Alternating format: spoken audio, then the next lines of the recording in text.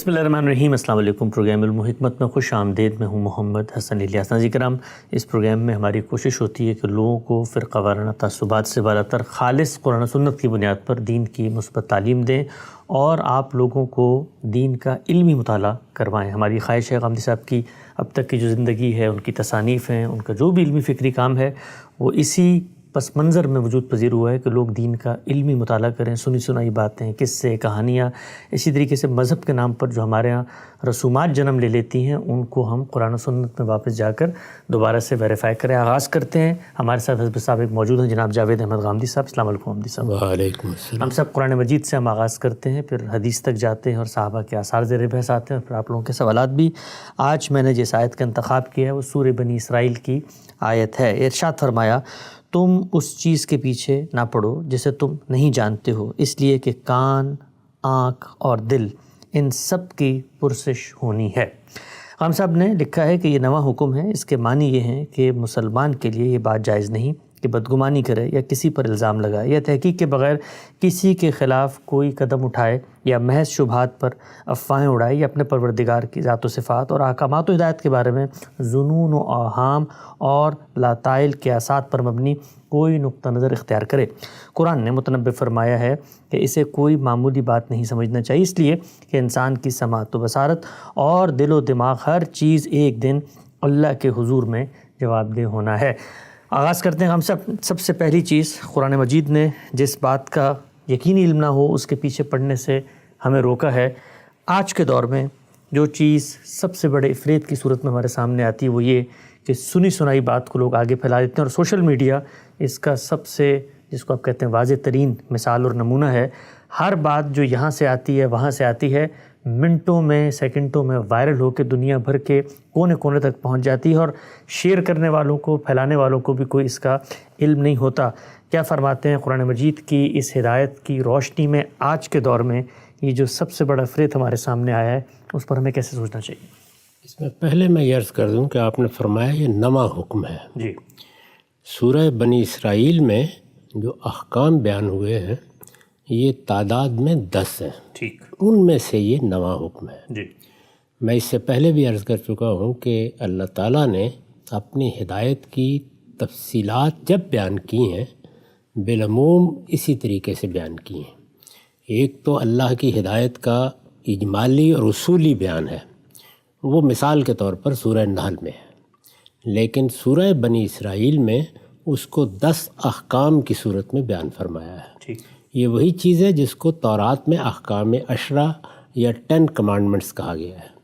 اس میں یہ جو نواں حکم بیان ہوا ہے یہ اگر غور کیجئے تو ہمارے علم کے لیے، ہمارے عمل کے لیے، ہمارے سیاسی وجود کے لیے، ہمارے معاشرتی وجود کے لیے ایک بڑی ہی غیر معمولی ہدایت ہے۔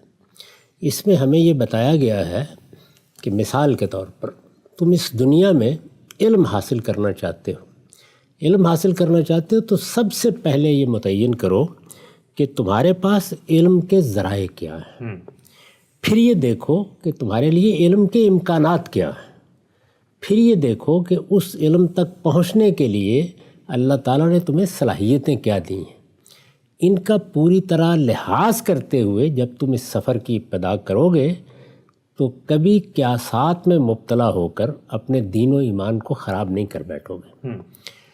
دنیا نے یہ چیز بڑی دیر بعد سیکھی ہے، یعنی آپ اندازہ کریں کہ یہ جو ترقی ہم دیکھ رہے ہیں اس وقت اور جس طرح کے غیر معمولی ایجادات ہوئی ہیں ان کے پیچھے کیا چیز ہے؟ ایک بنیادی فیصلہ کہ ہم نے اپنے حدود علم کو پہچاننا ہے۔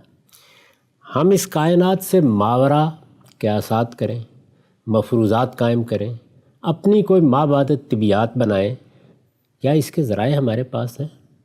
کیا ہم وہاں قیاسات کی روشنی میں کہیں نتیجہ خیز جگہ پہ پہنچ سکتے ہیں؟ تو انسان کے سامنے ایک بڑا سوال تھا۔ ایک زمانے تک تو انہی قیاسات کو بڑا علم سمجھا جاتا تھا، انہی کی بنیاد پر جو مفروضات قائم ہوتے تھے وہ باقاعدہ ایک مابعد طبیعات بن جاتے تھے اور لوگ اس کو بڑے فخر کے ساتھ پیش کرتے تھے۔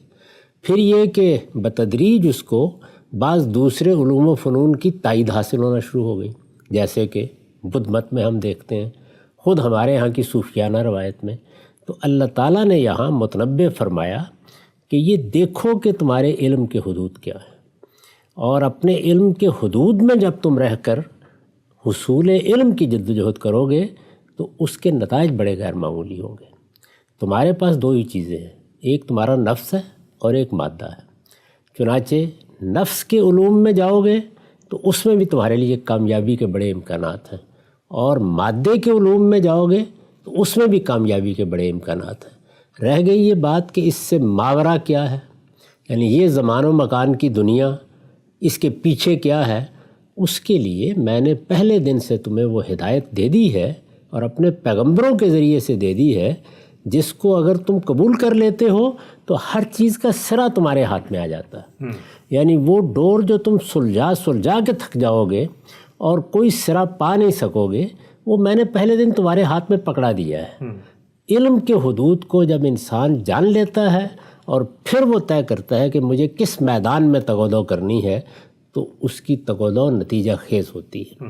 اگر آپ دیکھیں تو علم کے معاملے میں یہ بڑی بنیادی ہدایت ہے، یعنی اس نے در حقیقت رخ بدلنا تھا، سوچنے کا انداز بدلنا تھا، ہمارے لیے تگ و دو کا میدان منتخب کرنا تھا۔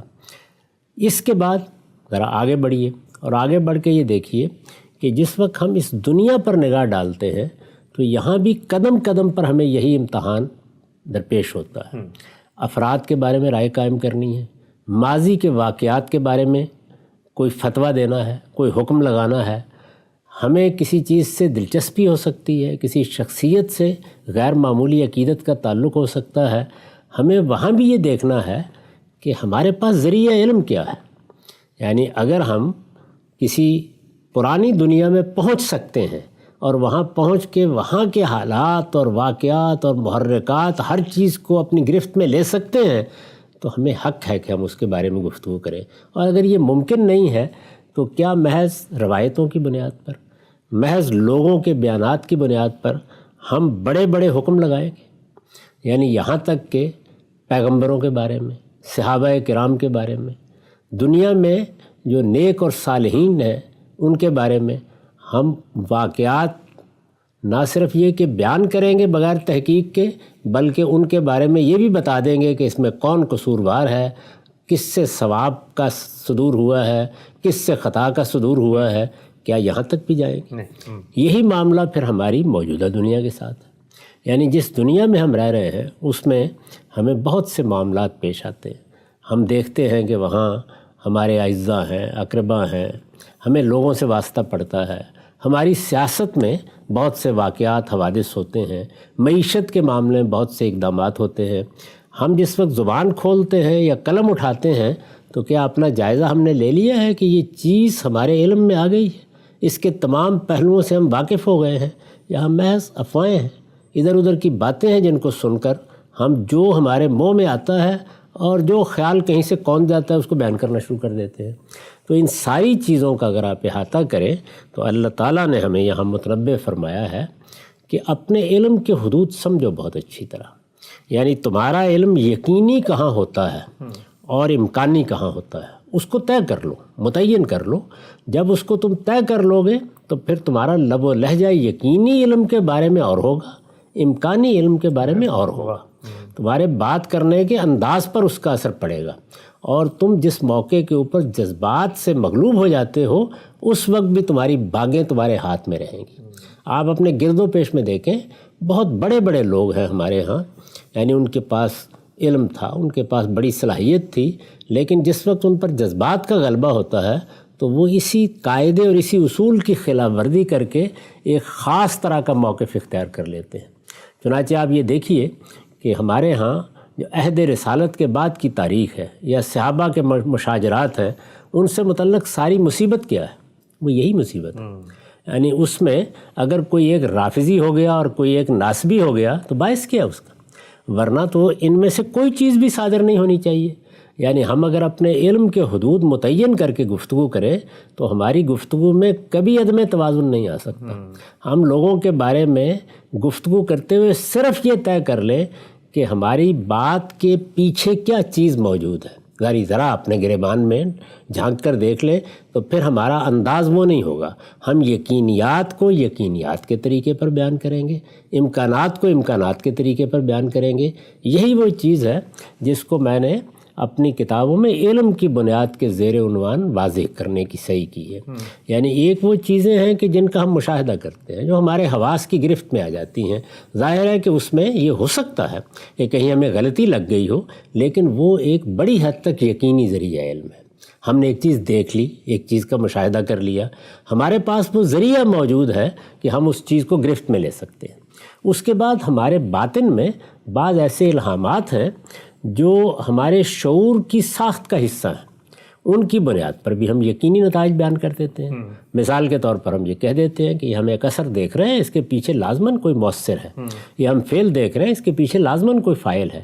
اسی طرح کی صورتحال اس وقت ہوتی ہے جب ہم کسی اثر یا کسی فعل کا مطالعہ کرتے ہیں اور ہمیں یہ طے کرنا ہوتا ہے کہ یہ ارادی ہے، اس میں کوئی علم ہے، یہ خطا تو نہیں ہو گئی. عدالت میں، اپنے معمول کے معاملات میں، علم کی دنیا میں یہ فیصلے ہم آسانی کے ساتھ اور پورے یقین کے ساتھ کر لیتے ہیں.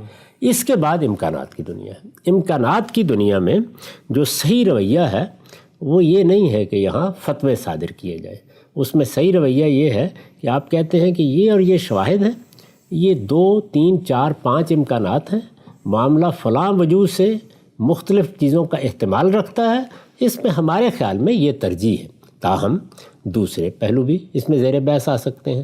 تو اگر آپ ان تینوں چیزوں کو الگ الگ کر کے ان کے بارے میں اپنے رویے کو متعین کر لیں تو میں آپ سے عرض کرتا ہوں کہ یہ فرقہ بندیاں، یہ ایک دوسرے پر الزامات، یہ سیاست کی تلخیاں، اسی طریقے سے ہماری معاشرت میں جو چیزیں درائی ہیں، جس طرح کی صورتحال ہم مثال کے طور پر یہ جدید ذرائع میں دیکھتے ہیں کہ وہی ہمارے لوگ ہیں، دینی مدارس کے پڑھے ہوئے علماء ہیں، یونیورسٹیوں کے فضلاء ہیں، اپنے آپ کو دانشور کہتے ہیں، لیکن جس وقت کو گفتگو کرنے کے لیے بیٹھتے ہیں تو جو ضروری تقاضے ہیں کسی چیز کے بارے میں بات کرنے کے وہ بھی پورے نہیں کرتے. اس کی وجہ کیا ہے؟ عادت یہی ہو گئی، یعنی تھوڑے علم پر بڑی بات کر دینا. جو چیزیں دائرہ علم سے باہر ہیں ان میں بھی جا کر مفروضات قائم کر لینا، مفروضات کو یقینیات کی صورت میں پیش کر دینا. وہ چیز جو ابھی ایک نظریے کی حیثیت رکھتی ہے اس کو واقعہ بنا دینا.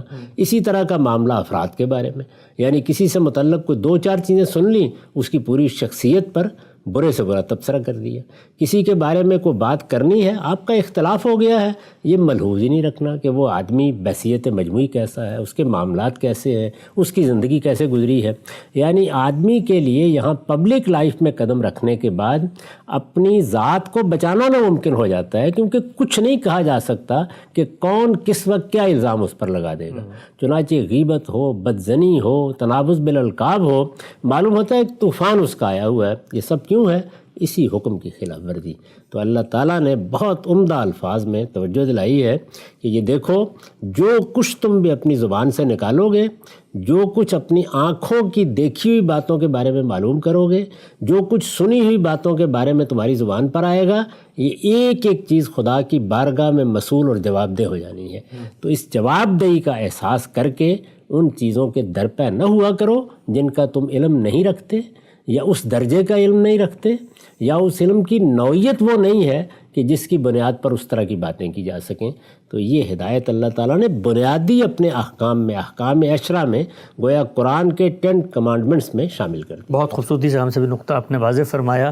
اس وقت اگر مسلمان امت کے حالات پہ نگاہ دوڑائی جائے تو جو سب سے بڑا مسئلہ نظر آتا ہے وہ یہی ہے. ہمارے ہاں جو ایک سازشی ذہن بنتا ہے مفروضات پر مبنی، اڑتی چلتی خبروں پر، اور اس میں ہم سب بظاہر ہمیں لگتا ہے کہ ہم اگر مسلمانوں کی طرف کوئی چیز کی نسبت کریں تو یہ شاید قابل پرسش ہو، اور غیر مسلم یہ ہر وقت ہم کہتے ہیں بھی فلاں نے سازش کر دی، کفار پیچھے ہیں، یہ فلاں یہ ہے، تو وہاں پر بھی اللہ تعالیٰ ہم سے پوچھیں گے صرف مسلمانوں کے بارے میں یہ ہے؟ نہیں، دیکھیے دنیا کے اندر ہر شخص کی عزت آبرو کو حرمت حاصل ہے.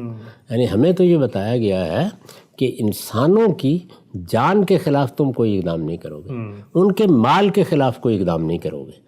یعنی کسی مسلمان کی جان لینا بھی بڑا جرم، کسی غیر مسلم کی جان لینا بھی ویسا ہی جرم. قرآن مجید نے جب اس کو بیان کیا تو کیا کہا؟ من قتل نفسا بغیر نفس، یعنی جس نے کسی کی جان لے لی. اس میں یہ نہیں کہا کسی مسلمان کی جان لے لی. اسی طرح کا معاملہ مال کے بارے میں، یعنی کسی کا بھی آپ مال لوٹیں گے، آپ چوری کریں گے، ڈھاکہ ڈالیں گے، کسی کو دھوکہ دے کے اس کا مال کھانے کی کوشش کریں گے، تو ہمارے دین نے ہمیں بتایا کہ لا تاکلوا اموالکم بینکم بالباطل، یعنی کبھی باطل طریقے سے کسی کا مال کھانے کا تصور بھی نہ کرو۔ اب اس میں یہ نہیں بتایا گیا کہ یہ صرف مسلمانوں کے معاملے میں ہے، یعنی معاشرت میں جن لوگوں سے معاملہ پڑتا ہے، جن سے ہم کوئی کاروبار کرتے ہیں، جن سے کوئی لین دین ہوتا ہے، اس میں ہمیشہ ملحوظ رکھیں کہ حق کے مطابق لینا ہے، حق کے مطابق دینا ہے۔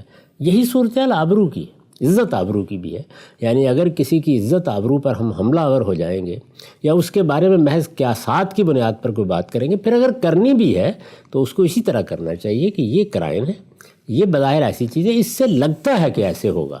یعنی میں نے اسی لیے عرض کیا کہ جب آپ اپنے حدود علم کو پہچان لیتے ہیں تو آپ کی گفتگو کا اسلوب یہ ہوتا ہے، لیکن اگر ایسا نہیں ہے تو پھر آپ کو کوئی پرواہ نہیں ہوتی۔ یعنی ایک آدمی اپنی پوری زندگی دین کے لیے وقف کر دیتا ہے، قوموں کی خدمت کے لیے لوگ اپنے آپ کو وقف کر دیتے ہیں۔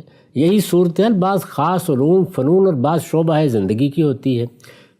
کوئی چھوٹی سی بات دائیں بائیں سے لی اور ایک طوفان برپا کر دیا، یہ ضرورت ہی محسوس نہیں کی کہ اس کی آخری درجے میں تحقیق کر لیں، معلوم کر لیں۔ تو میں نے آپ کو یاد ہے کہ توجہ دلائی تھی کہ ہمارے ہاں جو پرانے بزرگوں پر ہم فتویٰ لگاتے اور حکم دیتے ہیں، اس میں ہمیں سب سے پہلے یہ متعین کرنا چاہیے کہ کیا یہ چیز شہادت کے درجے میں ثابت بھی ہے یا نہیں ثابت۔ بالکل صحیح ہے۔ تو ہمارے دین میں ہمیں یہ سکھایا گیا ہے کہ ایسا نہیں ہونا چاہیے کہ جو بات بھی آپ سنیں اس کو ایک واقعہ سمجھ کے بیان کر دیں، بلکہ ہمارے پیغمبر نے تنبیہ فرمائی کہ کفا بالمرء کذبا ان یحدث بکل ما سمع، آدمی کے جھوٹا ہونے کے لیے اتنا ہی کافی ہے کہ وہ جو بات سنے اس کو آگے بیان کر دے۔ تو کسی بھی بات کو آپ جب سنتے ہیں یا کوئی بات آپ کے علم میں آتی ہے تو اس کو جانچنا، اس کو پرکھنا، اس کے اندر اتر کر اس کو دیکھنا۔ کوئی شخص کہہ سکتا ہے کہ میرے پاس اتنا وقت کہاں، تو پھر آپ خاموش رہیے۔ اور یہی بات رسالت مآب صلی اللہ علیہ وسلم نے فرمائی بھی ہے کہ اگر کوئی خیر کی بات کسی کے بارے میں کر سکتے ہو تو کرو، ورنہ خاموش رہو۔ تو انسان کے لیے کوئی بولنا واجب نہیں ہے، اس کو قلم اس وقت اٹھانا چاہیے اور زبان اس وقت کھولنی چاہیے، خاص طور پر اگر کسی دوسرے کا معاملہ زیر بحث ہے، جب وہ حقیقی علم پر کھڑا ہو۔ اسی میں وہ آخری بات جو آپ نے پڑھ کے سنائی ہے کہ دین میں بھی لاتائل قیاسات، بے دلیل باتیں کبھی نہیں کرنی چاہیے۔ یعنی آپ نے کوئی خواب دیکھا اور اس کی بنیاد پر ایک نقطہ نظر قائم کر لیا، آپ نے کوئی خیال اپنے ذہن میں محسوس کیا اور آپ نے ایک دینی تصور بنا کے لوگوں کو بتانا شروع کر دیا۔ دین کے معاملے بھی محکم ترین بات ہونی چاہیے جو آپ اللہ اور رسول کی نسبت سے پیش کریں، یہی تعلیم ہے۔ نقطہ واضح ہوا۔ اچھا، ہم سب یہ جو یہاں پر بیان کیا ہے کہ آنکھ، کان اور دل، ان کی بھی پرسش ہوگی، تو کیا مثال کے طور پہ وہاں قیامت کے دن آنکھوں کو جواب دہ ٹھہرایا جائے گا یا یہ کوئی استعارے کی کوئی چیز ہے؟ یہ بڑا خوبصورت ادبی اسلوب ہے۔ مطلب یہ ہے کہ یہ خیال نہ کرو کہ تم نے کسی بات کو اگر دیکھا ہے تو اس کے دیکھنے میں جن چیزوں کا لحاظ کرنا تھا اس کو پیش نظر رکھے بغیر تمہارے بارے میں کوئی فیصلہ سنا دیا جائے گا۔ اچھا، یعنی گویا یہ ذرائع علم ہے نا، حواس ہے ہمارے، ان کا حوالہ دیا ہے۔ علم کی ابتدا انہی سے ہوتی ہے، تو جہاں سے علم کی ابتدا ہوتی ہے فرمایا کہ وہ ہم پوچھیں گے اس موقع پر کہ علم کی ابتدا کے لیے وہ مقدمہ قائم بھی تھا یا نہیں، جس سے تم نے آگے اپنے قیاسات کی دنیا بیان کر دی۔ بہت ہی خوبصورت الفاظ میں یہ فرمایا ہے کہ یہ جتنے تمہارے حواس ہیں انہی سے تمہارا علم شروع ہوتا ہے، انہی سے وجودی حقائق تمہارے علم میں آتے ہیں، اس وجہ سے ہمیشہ متنبہ رہنا، ان کا جواب دینا پڑے گا۔ پھر واضح ہو گیا، آگے بڑھاتے ہیں سلسلہ گفتگو کو۔ میرے سامنے ایک روایت ہے، سیدنا عثمان بن عفان رضی اللہ تعالیٰ عنہ بیان کرتے ہیں کہ رسول اللہ صلی اللہ علیہ وسلم نے فرمایا، جس شخص کی موت اس حالت میں آئے کہ وہ جانتا ہو کہ اللہ کے سوا کوئی الہ نہیں، وہ جنت میں جائے گا۔ ہم سب یہ یعلم کے الفاظ آتے ہیں، کیا وجہ ہے؟ اور جو قرآن مجید کا ایک پورا کرائٹیریا ہے، کیونکہ جنت میں جانے کے لیے تو بہت کچھ چیزیں ہیں نا، لیکن یہاں تو ایک بنیادی بات بیان کر کے جنت کی ضمانت دی جا رہی ہے۔ اس کی وجہ خود قرآن مجید میں جو چیزیں اس باب میں بیان ہوئی ہیں ان کو دقت نظر کے ساتھ نہ دیکھنا ہے۔ اللہ تعالیٰ نے بتایا ہے کہ یہ امتحان ہے جس میں تمہیں ڈالا گیا ہے، اس امتحان میں تمہیں آخری درجے میں کامیاب ہونا ہے۔ میرے فردوس کے بلند ترین مقامات انہی کے لیے ہیں جو میرٹ پر کامیاب ہوں گے۔ یہ بات قرآن نے واضح کر دی ہے۔ چنانچہ حشر میں بھی کیا ہوگا، یعنی سب سے پہلے معاملات کو دیکھا جائے گا، اس کو مختلف تعبیروں میں بیان کیا ہے۔ میزان لگی ہوگی، دیکھا جائے گا کسی کے اعمال میں کیا بھاری ہیں کیا ہلکے ہیں، تو اللہ اپنا فیصلہ سنا دے گا۔ اس فیصلے میں نہ کسی کے لیے بولنے کی گنجائش ہے، نہ کوئی شخص وہاں کوئی اپنا عذر پیش کر سکے گا۔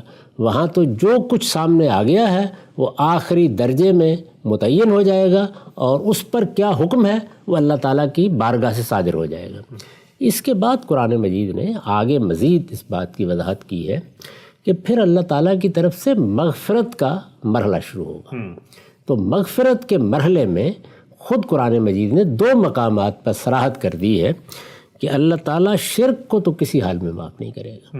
یعنی یہ بات کہ کسی نے جانتے بوجھتے شرک کیا، اس کو متنبہ کیا گیا پھر بھی وہ باز نہ آیا، اسے بتایا گیا کہ یہ شرک ہے لیکن اس نے اس کو دائیں بائیں پھینک کر اپنی راہ نکال لی، تو یہ شرک معاف نہیں ہوگا۔ اس کے نیچے فرمایا جس چیز کو میں چاہوں گا معاف کر دوں گا۔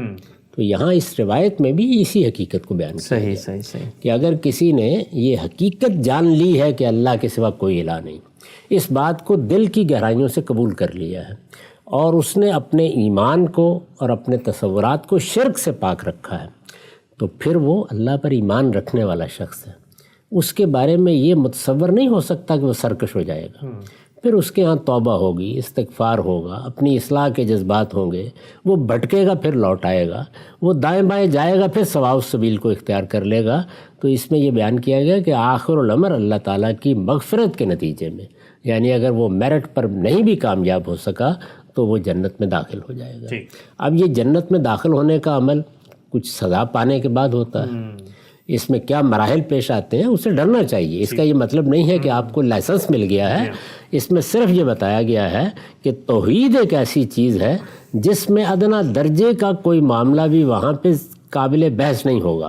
آپ کو بالکل ٹھیک طریقے سے تنہا پروردگار کو ماننا ہے، اس کے بندے کی حیثیت سے ماننا ہے، اور توحید کے معاملے میں کسی جگہ کوئی کمپرومائز نہیں کرنا۔ یہ قرآن مجید نے بیان کیا ہے، یہی بات روایتوں میں بیان ہوئی ہے۔ روایتوں میں ظاہر ہے کہ وہ چیز بعض اوقات سیاق سباق کے بغیر نقل ہو جاتی ہے تو غلط فہمی کا باعث بنتی ہے۔ نقطہ بالکل واضح ہو گیا۔ آگے بڑھاتے ہیں صحابہ کے آثار کے سلسلے کو۔ عبداللہ بن عمر رضی اللہ عنہ بیان کرتے ہیں کہ سیدنا عمر نے اصحاب شورا کے متعلق کہا کہ یہ لوگ کیا ہی اچھا فیصلہ کریں اگر ذمہ داری اس کو دے دیں جس کے سر پر بال نہیں، اور دیکھیں کہ وہ کیسے لوگوں کو حق پر قائم رکھتا ہے چاہے اس کی گردن پر کوئی تلوار لے کر سوار ہو جائے۔ ابن عمر کہتے ہیں کہ میں نے کہا آپ ان کی خوبی جانتے ہوئے بھی انہیں خلیفہ خود کیوں مقرر نہیں کر دیتے؟ سیدنا عمر نے کہا کہ اگر میں کسی کو جانشین مقرر کروں تو مجھ سے بہتر شخص ابو بکر نے بھی جانشین مقرر کیا ہوتا، اور اگر میں نہ کروں تو بھی مجھ سے بہتر ہستی نبی صلی اللہ علیہ وسلم نے بھی کسی کو جانشین مقرر فرمایا ہوتا، لہٰذا میں یہ نہیں کر رہا۔ ہم سب سیدنا عمر ایک شخص کی اہلیت سے، اس پر حق پر ڈٹے رہنے سے، اس کی صلاحیت سے، سب چیزوں سے واقف ہیں، پھر بھی اس کو جانشین نامزد کیوں نہیں کر رہے، فیصلہ شورا پہ کیوں چھوڑ رہے ہیں؟ اس میں بعض دوسری روایات بھی اگر پیش نظر ہوں تو معلوم ہوتا ہے کہ اگرچہ ان کا رجحان تھا اور وہ اپنی ترجیح بھی رکھتے تھے اور انہیں حسن ظن بھی تھا، لیکن اس سب کے باوجود وہ کسی آخری نتیجے پر نہیں پہنچے۔ اور یہ بھی پیش نظر تھا کہ جس زمانے میں ہمارے فیصلے ہوئے اس وقت صحابہ کرام کی پوری جماعت موجود تھی، ان کی قیادت موجود تھی، اس وقت کسی خلفشار کا اندیشہ نہیں تھا۔ اندازہ کیجئے نا کہ انصار کی طرف سے اس کے باوس کے اقتدار کا مطالبہ کیا گیا، لیکن جب وہ نہیں مانا گیا اور اصول پر نہیں مانا گیا تو کوئی خلفشار پیدا نہیں ہوا۔ اگلے دن مدینے میں کوئی بغاوت نہیں ہوئی، لوگوں نے کوئی تلواریں نہیں نکال لیں، تو اس جماعت کی حالت یہ تھی۔ سیدنا عمر جب رخصت ہوئے ہیں تو صحابہ کرام رخصت ہو چکے تھے، قیادت بھی ظاہر ہے کہ وہ قیادت ظاہر ہے وہ عبیدہ بن الجراح جیسے اور معاذ بن جبل جیسے اور سعد بن معاذ جیسے لوگ رخصت ہو چکے تھے، تو اس وجہ سے انہوں نے بہتر یہی سمجھا کہ جو لوگ بھی امیدوار ہو سکتے ہیں انہی پر مشتمل میں ایک مجلس بنا دیتا ہوں، وہ آپس میں بیٹھ کے طے کر لیں، کیونکہ اگر ان میں معاملہ طے ہو گیا تو لوگ ان کے فیصلے کو قبول کر لیں۔ نقطہ بالکل واضح ہو گیا۔ اس اثر کا پس منظر خان صاحب نے واضح کیا۔ کچھ سوالات آپ لوگوں کی جانب سے جو موصول ہوتے ہیں آغاز کیجیے گا۔ جی سوال کریں۔ السلام علیکم جی، میرا نام اسعد ہے اور میرا تعلق بکر سے ہے۔ میرا سوال استاد کے کہے گئے ایک جملے سے متعلق ہے جو انہوں نے فلسفہ سیریز میں کہا تھا۔ ان کا کہنا تھا کہ ہمیں علم پیدا کرنا سیکھنا چاہیے۔ اس حوالے سے پوچھنا ہی تھا کہ علم پیدا کرنے سے ان کی مراد کیا ہے اور وہ کیا لوازمات ہوں گے جو ہمیں اس حوالے سے پورے کرنے چاہیے۔ جی ہم صاحب وہ پس منظر بات کا یہ تھا کہ لوگ عام طور پہ قیل کال کے فلاں نے یہ کہا فلاں نے یہ کہا، اس کو معلومات کو سمجھتے ہیں. یہ آپ نے فرمایا کہ ہمیں دیکھنا چاہیے کہ علم خود کیسے پیدا ہوتا ہے، اس کی مبادی کیا ہیں، وہ کیوریوسٹیز، وہ بنیادیں کیا ہیں، ورنہ ہم یہ جو معلومات کا انبار ہوتا ہے اس میں گم ہو کے رہ جاتے ہیں. ظاہر ہے کہ معلومات تو آپ کہیں لکھی ہوئی پڑھ لیں گے، پھر ان کو آپ دہرا دیں گے، اس سے زیادہ کیا کر سکتے ہیں. اور بعض لوگوں کا معاملہ یہ ہوتا ہے کہ وہ بالکل نور الحوالہ بن کے رہ جاتے ہیں. یعنی ان کا معاملہ یہ ہے، یہ ہمارے ایک دوست تھے، ان کا نام میں نور آتا تھا. اچھا. تو ہم لوگ کہتے تھے کہ یہ تو نور الحوالہ ہے.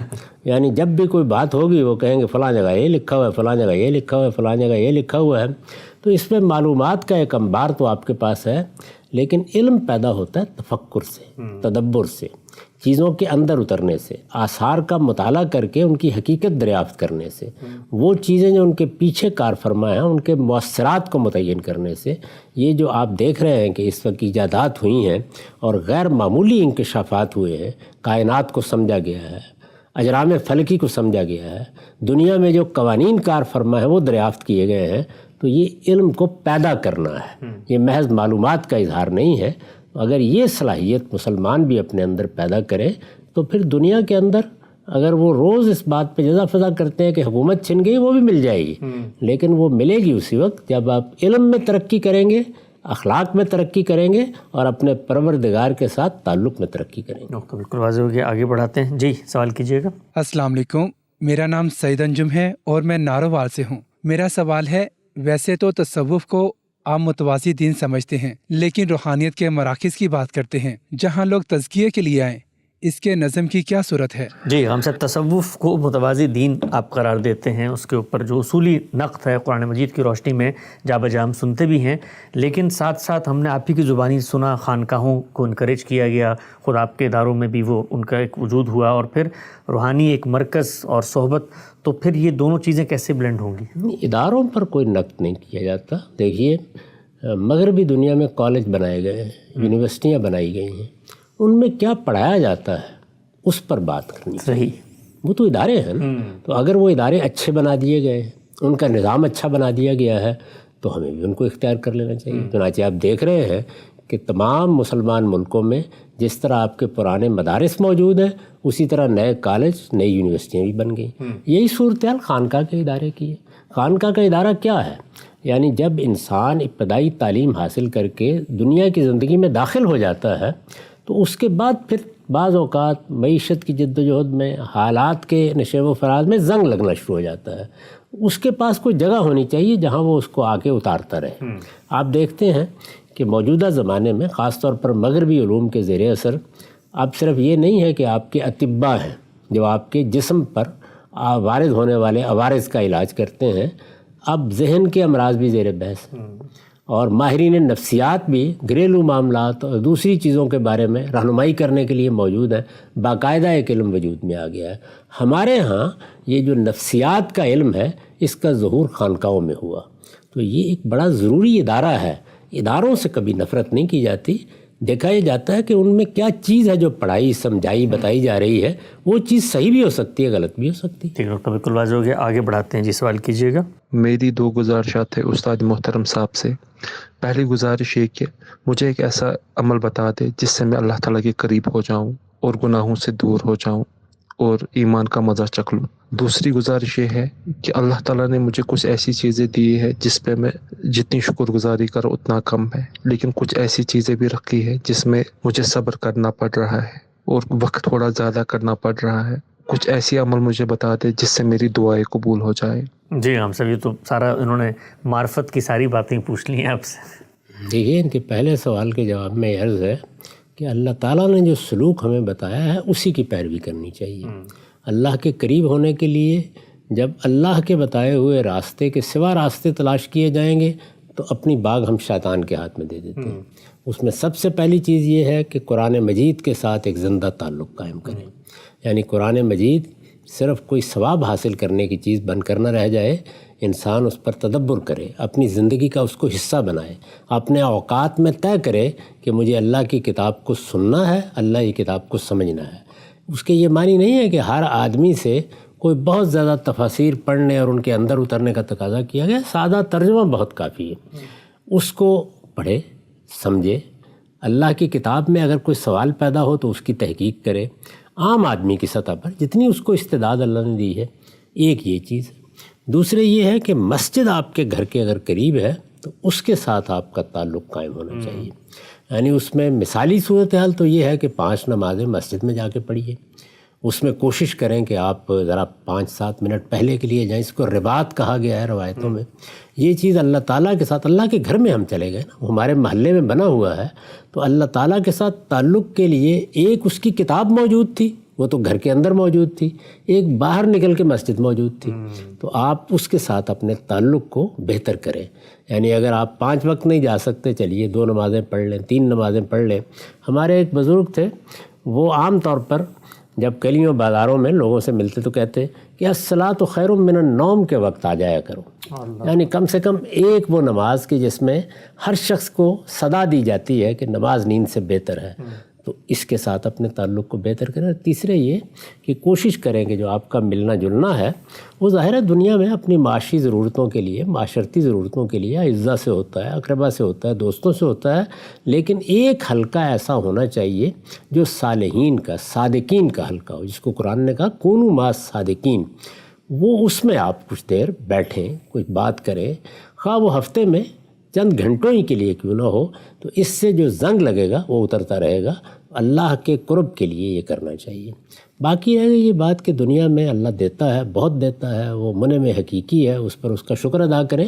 صبر کے مواقع بھی آتے رہتے ہیں، اور صبر کے مواقع میں ہمیشہ یہ دیکھنا چاہیے کہ مجھے پروردگار نے کیا کچھ دے رکھا ہے، تو جیسے ہی آپ ادھر نگاہ ڈالتے ہیں تو بڑی سے بڑی تکلیف بھی بےمانی ہو کر رہ جاتی ہے، اس میں پھر دعائیں بھی مستجاب ہوتی ہیں اور اللہ تعالیٰ کی طرف سے آپ کے نالوں کا جواب بھی آتا ہے۔ اچھا ہم سب یہ جو تکالیف ہیں یہ بالعموم 2 نوعیت کی ہوتی ہے۔ ایک تو یہ کہ جو ہمارے مطلب دست قدرت میں ہے ہی نہیں، بیماری آ گئی، ایسی آفت آ گئی، لیکن بالعموم جو تکلیفات تھوڑی پرولونگ ہو جاتی ہیں اس میں اس کی بھی ضرورت ہوتی ہے کہ آدمی دعا کے ساتھ جو دوا ہے اس کا بھی بندوبست کرے، اور اس لاہ عمل پہ بھی غور کرے کہ کوئی اگر وہ مستقل محنت کرے، کیونکہ دنیا میں جب آپ ایک صحیح سمت محنت کرتے ہیں تو بالعموم نتیجہ نکلتا بھی ہے۔ اس میں کیا شک ہے، اللہ تعالیٰ کا ایک قانون ہے دنیا میں، اس کی پیروی تو ہر حال میں کرنی ہے، بلکہ یہ کہ اللہ نے جو قانون بنا رکھا ہے اس کی خلاف ورزی کر کے یا اس میں پرواہ کیے بغیر آپ ہاتھ اٹھاتے ہیں تو پھر کوئی دعا بھی قبول نہیں ہوتی۔ یعنی جو تقاضے آپ سے ہیں پہلے ان کو پورا کریں۔ مثال کے طور پر اگر کسی طبیب کے پاس جانا ہے تو آپ جائیں گے، اگر کسی بیماری کی تشخیص کرانی ہے تو یہ آپ کو کرنا ہے، اور اگر آپ کو دوا دی گئی ہے تو آپ نے کھانی ہے، اس کے بعد اللہ تعالیٰ کے حضور میں دعا بھی کرنی چاہیے۔ تو یہ تو اللہ کا بنایا ہوا قانون ہے، اس کی خلاف ورزی کر کے نہ دعائیں کرنی چاہیے اور نہ وہ مستجاب ہوتی ہیں۔ نقطہ بالکل واضح ہو گیا۔ ہمارے پروگرام کا وقت یہاں پہ ختم ہوتا ہے، انشاءاللہ دوبارہ اگلے ہفتے حاضر خدمت ہوں گے۔ اب تک آپ لوگ کا بہت شکریہ۔